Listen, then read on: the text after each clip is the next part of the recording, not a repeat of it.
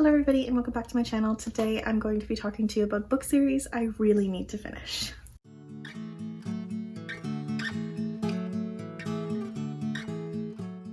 I'm a huge series person. I love reading book series because mostly my favorite genre is fantasy, and a lot of fantasy come with full-blown series, quite long series, and most of my favorite books are books within a series like Harry Potter or Percy Jackson, that sort of thing. Usually when I decide to read a series, I'll usually wait until the series is completely finished and I'll pick it up in one go and I'll just marathon it. And I've done that with a lot of my favorite series, including the Shattered Realm series and the Seven Realms series by Cinda Williams-Chima, Percy Jackson, Heroes of Olympus, Magnus Chase, Kane Chronicles, Hunger Games. I did this with the Hunger Games. I did this with Twilight back when I was a teenager. It's just a pattern of mine. But there are quite a few series that I'm like really big fans of the author, or I've heard a lot of great things about it, and so I start right away with the first book as it comes out, and then I'm stuck waiting.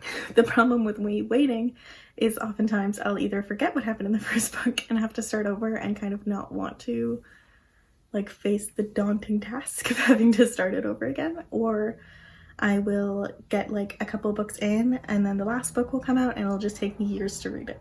That's the case with a lot of these, is either like the first or like the last books in series that I still need to read. There's some fantasy, there's some young adult, there's some adult thrillers, historical fictions, all kinds of things. So let's just get going. The first series that I desperately want to finish is the Mistborn Trilogy by Brandon Sanderson. The reason I want to finish this so bad is because I want to get to the rest of his books, because I've heard a lot of really good things about them, and I really enjoyed The Final Empire, the first of this trilogy. This series tells the story of Vin and Kelsey. Vin is a like street urchin, like very young girl who discovers that she has the power of allomancy.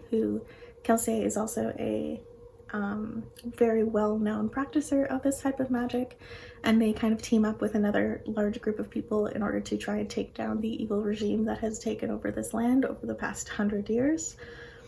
The tagline at the beginning of this really brought me in. It literally says, "What if the Dark Lord won?" And that's one of the things I've always fantasized about when I was little. I always used to think of things like Disney movies or like other famous movies and think about what would happen if the like bad guy won. This is kind of that story, and tells the story of them taking back what's theirs. I really enjoyed it. It's a high fantasy, adult fantasy series. It's huge, as you can see. This thing's massive. The rest of the series is just as big, and I think that's kind of why it's kind of a little bit daunting to me, only because I've been in school for the past 8-9 months now, so taking on something this big is kind of hard for me at the time.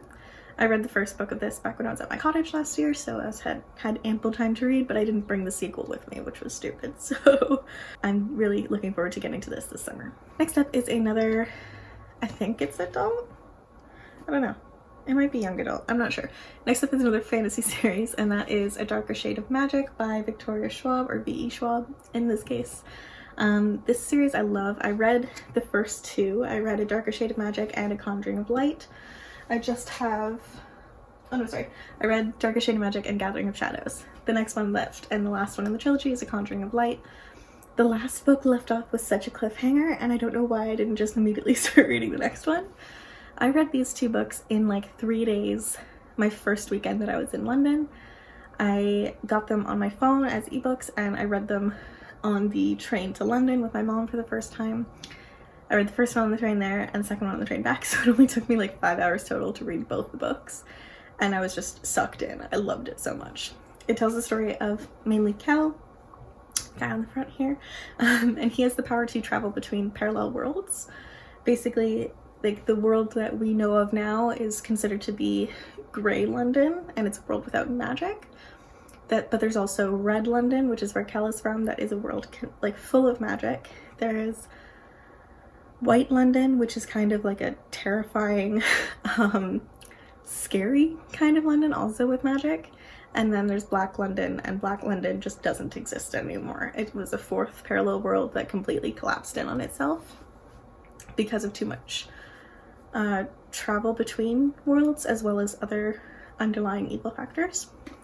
But it tells the story of Kel. He works as a kind of like emissary between the two Londons, Red and Grey. Since he can travel between the two, he works for the Red London's royal family, who actually raised him as their own. And he brings messages between them and the current king in Grey London, like our London, letting them know what's going on between the two. The series is amazing. It's got one of my favorite female fantasy characters of all time. Her name is Lila Bard, and she's badass. She's from Grey London, and she discovers this world in Kell and gets herself all caught up into it, but she's amazing, and I love her. I also love Kell. I think he's adorable. But I don't know, the characters were amazing. They were really well thought out.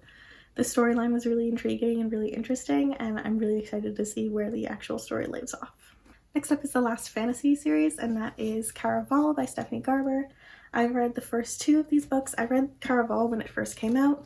I read Finale I read Legendary the day that it came out, and then I got Finale, the last of the series, when it came out as well. I pre-ordered all of these, but I just haven't gotten to reading it yet. Cara Paula tells the story of two sisters who get caught up in this game.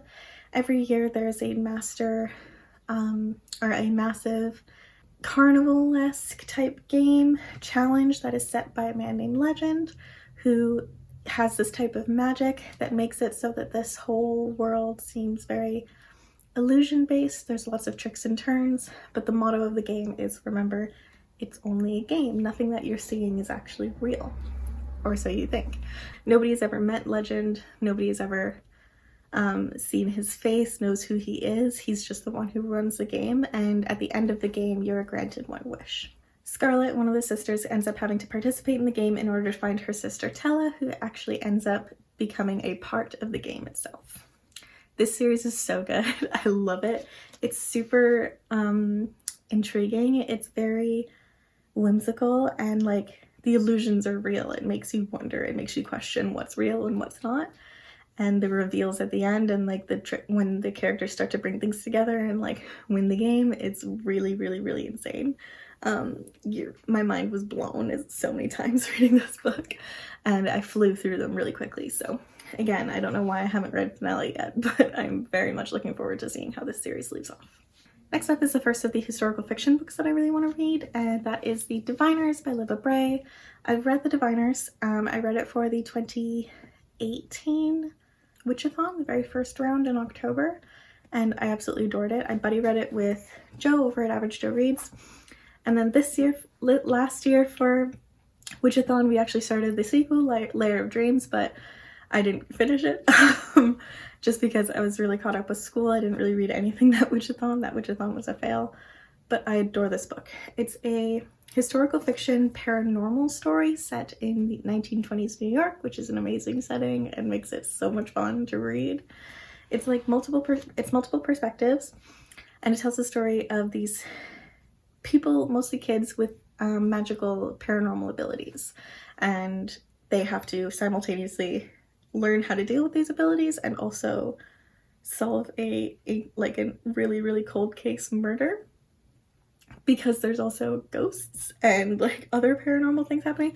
It's terrifying, but I love it so much. The characters are amazing. Evie and Sam are my two absolute favorite characters in this series, so I can't wait to read more about them and learn all the new characters. I got about like 70 pages into Layer of Dreams, and I was really enjoying it. I hated having to get cut off, but the first of the characters I was introduced there I really enjoyed, so I'm excited to read more about them. I also love Henry and Talia. They're amazing, but the characters here are just so well read, or so well made. They're really flawed, but they also have a lot of really great aspects, and the mystery in this is insane. Like, there's so many twists and turns, and it makes you like on the edge of your seat half the time. I flew through this the first time that I read it. Every time we hit like a page count in our buddy read, I just wanted to keep going. And it was just a pleasure to read, and I can't wait to read it. The rest of it, now that the series is out. There's 4 books in the series. There's The Diviners, Layer of Dreams, Before the Devil Breaks You, and King of Crows, which just came out recently. So now that the series is done, maybe it'll be more incentive for me to actually read it. Who knows? I'm gonna give it a go. Next up is the second historical fiction series on this list, and this one I actually read on a recommendation from Reagan over at Peruse Project, and that is the Queen's Thief series by Megan Welland Turner. It starts off with the book The Thief, and it's like a ancient Greece, ancient Rome inspired historical setting. It is a fantasy novel and tells the story of Jen, who is a thief that makes a wild boast that he can steal absolutely anything. And this boast actually ended up putting him in the king's prison. And it ended up roping him into a series of events that leads him to go on a quest to steal a artifact that's like only known from legend. Like nobody even knows if this thing exists, but the king is taking him up on his boast and sends him to steal this for him. This book's amazing. They're super short. They're not large books in like any sense of the means, but they're so good. The setting is so rich and so real seeming. Like it's not actually set in ancient Greece or ancient Rome, but you can definitely tell that's where it's inspired from, and the setting is just as like immense and interesting and intricate as those actual real places. It really does feel like they're in an ancient world from like the real world. The setting is beautiful. The writing style is really gorgeous. I really enjoyed reading this. It was really fast-paced and really intriguing. So many plot twists throughout the entire series. I think there are 6 books total, but I've read the first 5. Like I've read almost all of them. I only have one more to go. Its last one is called Return of the Thief, and it came out last year. I don't have it yet. I'm waiting for it, but I definitely need to finish the series off because I really enjoyed it. It's one of my favorites of all time.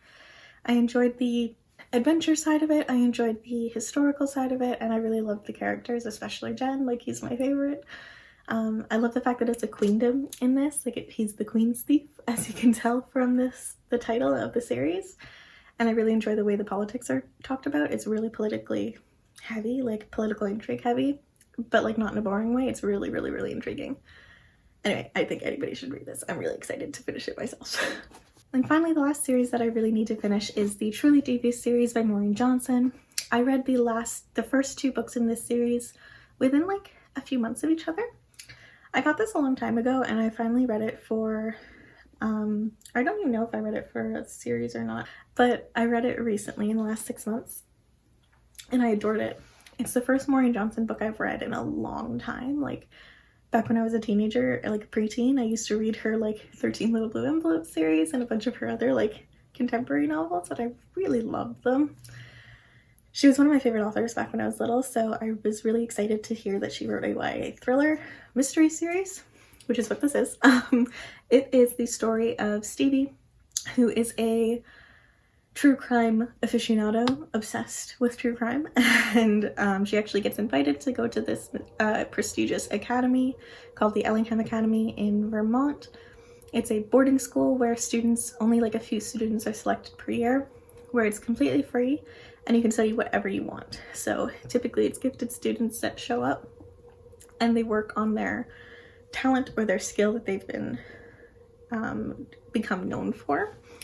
Stevie ends up getting invited to go and decides to, for her project, solve the cold case that made this academy famous back in the 30s. It's like a dual timeline story. So it takes place in modern times with Stevie as she's trying to solve the mystery, but it simultaneously goes through the actual events of the mystery back in the 30s with the owner of Ellingham Academy, whose daughter and wife went missing and were presumed murdered. So it tells the story of both that murder in real time from the 30s, interspersed between Stevie's story trying to solve the murder 80 plus years later. I love this book so much. This mystery is really intriguing. I love all of the like modern pop culture references. I love that it's obviously inspired by Agatha Christie and Sherlock Holmes mysteries, which are some of my favorite mysteries like to ever read. Stevie's amazing. It's got really great anxiety rep in this. Stevie has really bad anxiety and has to go through panic attacks, and it has really great depictions of how to get through a panic attack. I think it's really, really great representation. There's a couple non-binary characters in this, which is amazing. All different types of queer characters, and it's like really, really, I love that it's not the main point of this story. They're just there and they're living their lives and they're loving their lives and they're fantastic characters. I absolutely adore this whole setting of the boarding school. That's always fun. I love the actual mystery. I always like dying every time a chapter ended, because it would go from a Stevie chapter to an Ellingham chapter, and at the end of each one there was a cliffhanger, and I was just like having to wait to go back between stories would make me like confused, because then I would like be like, wait, now I remember what just happened in the last Ellingham chapter. Oh, I'm so into this. And then it would get to the cliffhanger. I'd go back to Stevie and be like, right, this one ended up at this place. And it would just be like an never-ending cycle, but it was so much fun. This series is a trilogy. I read the second one, which was The Vanishing Stair, and I read that in like a day, and it was amazing. Also an incredible cliffhanger at the end. And the last book in the series just came out recently, in the last few months. It's called The Hand on the Wall, and I have it, I just need to read it. So I'm really looking forward to getting to that very soon. Thank you guys so much for watching. I hope you guys enjoyed this books series I need to desperately finish little video. If you've read any of the books that I mentioned here, or if you haven't read any of the books and you're interested in, please let me know down in the comments below. I'd love to know. If you liked this video, please give it a thumbs up, because it really does help my channel. And if you're new here, please subscribe. I put out new bookish videos twice a week, and I will talk to you guys later. Bye-bye.